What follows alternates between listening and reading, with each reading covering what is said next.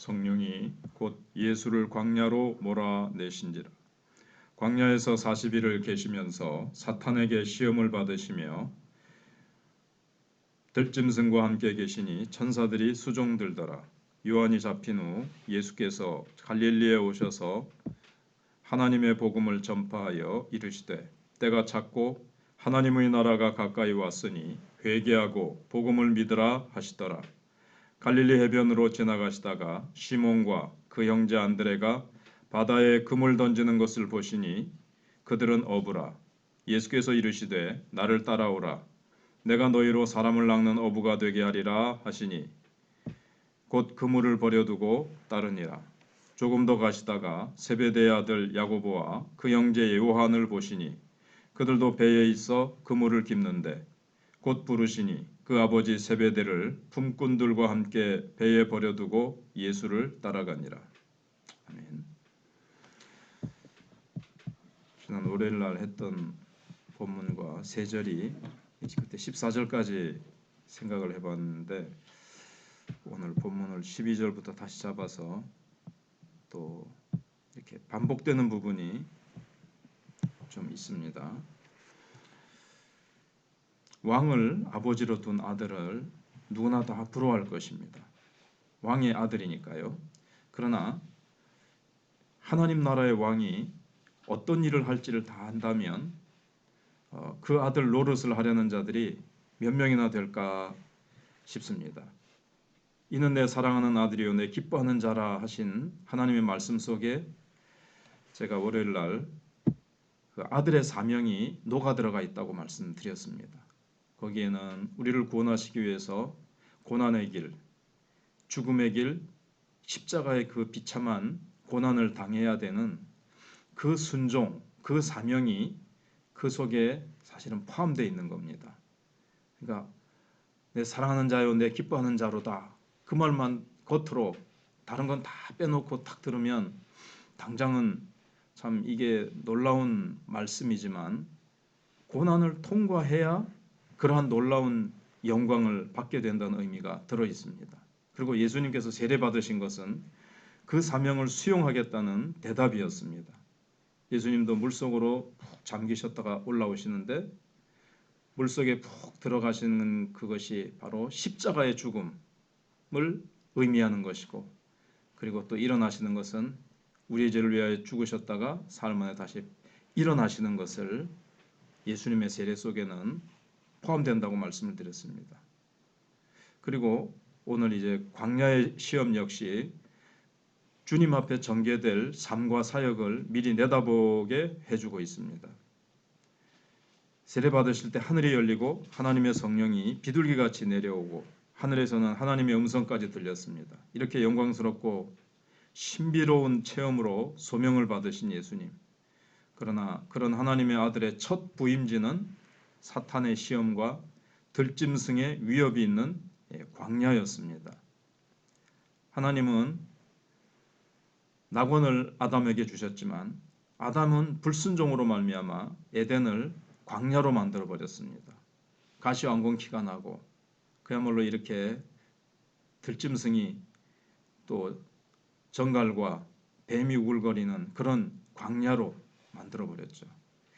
이스라엘의 불평과 불신은 이 광야를 또 죽음의 장소로 만들었습니다.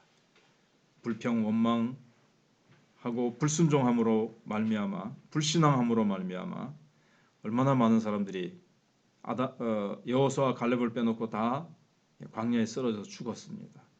그렇지만 새 아담이요 새 이스라엘인 예수님의 온전히 순종하시고 성령님의 임재로 말미암아 예수님은 승리하셔서 광야를 샬롬 평강이 가득한 에덴으로 예수님은 바꾸셨습니다. 그래서 우리가 가는 길에 맑고 화창한 날만 기다리지 않을 겁니다. 예수님도 광야로 들어가셔서 시험 받으시고 물도 음식도 하나도 없는 그곳에서 하나님의 말씀만으로 성령의 임재만으로 승리하신 것과 같이 우리도 말씀과 성령의 인도를 따라서 신실하게 걸어감으로 말미암아 우리 앞에 전개되는 이 지금 사회의 경제적인 어려움, 비롯해서 개인적으로 당하는 모든 고난도, 수고스러운 이 광야에서도 우리는 예수님이 누리셨던 그 에덴을 주님은 누리기를 원하고 계십니다. 그래서 우리의 환경은 광야 같을지라도 우리는 주님과 같이 에덴으로 바꿀 수 있다는 것, 예수님이 또 바꾸셨다는 것, 그래서 주님 편에 서서 주님과 같이 말씀과 성령으로 걸어가면 우리도 승리하며 에덴을 누릴 수가 있습니다. 예수님의 부르심을 생각을 해봤는데 세례 요한도 부르심을 받았는데 이 역시 고난으로 부름을 받은 것을 알 수가 있습니다. 세례 요한도 광야에서 이렇게 외치는 것의 의미를 월요일날 생각해봤습니다. 그 다음에 이제 요한은 헤롯의 부정과 불의를 지적하다가 잡힙니다. 그래서 하나님께서는 모세의 후계자 여호수아를 통해 하나님 나라의 땅에 들어가게 하셨듯이 이제 모세 다음 여호수아처럼 세례 요한 다음에 예수님을 통해서 하나님의 나라가 임하게 하셨습니다. 땅의 눈으로 보면 요한은 시대를 잘못 만나 여절한 청년에 불과하지만 성경은 세례 요한은 자기의 도리, 자기의 사명을 다한 후에 떠나야 할 때 떠난 신실한 종의 어떤 모델, 전형으로 제시하고 있습니다. 불행하게 죽은 게 아니죠. 사람의 눈에 볼 땐 그렇지만 하나님이 주신 사명 잘 신실하게 죽음을 두려워하지 않고 자기의 생명 목숨 바쳐서 끝까지 충성한 종으로 우리에게 보여주고 있습니다. 예수님은 이사야가 예언한 대로 이제 복역의 때가 끝나고 세상 나라는 물러갈 때가 왔다고 하십니다. 하나님의 나라가 가까이 왔다. 회개하라고 그렇게 세례 요한이 외쳤던 그 메시지를 이어서 증거하고 계십니다. 하나님께서 이제 왕으로 온 땅을 다스릴 때가 왔다고 그렇게 선언을 하십니다. 그러니까 내 주권을 포기하고 하나님의 주권 아래 복종하는 자가 하나님의 나라의 백성이 될 수 있다. 이렇게 이제 막 외치신 겁니다. 헤롯이나 로마 황제가 왕이 아니라 또 그들이 백성을 잘 살고 행복하게 해주는 것이 아니라 예수님만이 하나님께서 보내신 왕임을 인정하라는 겁니다. 그래서 우리가 올해 걸어가면서 우리의 남은 인생 걸어가면서 예수님께서 내 삶에서 전적으로 왕 대접을 받으시게 해야 되겠다는 그런 다짐을 우리가 해야 되겠습니다. 세상의 왕들, 세상에 그 어떤 힘 있어 보이는 것들이 나의 우선순위가 아니라 예수님이 나의 왕이시오.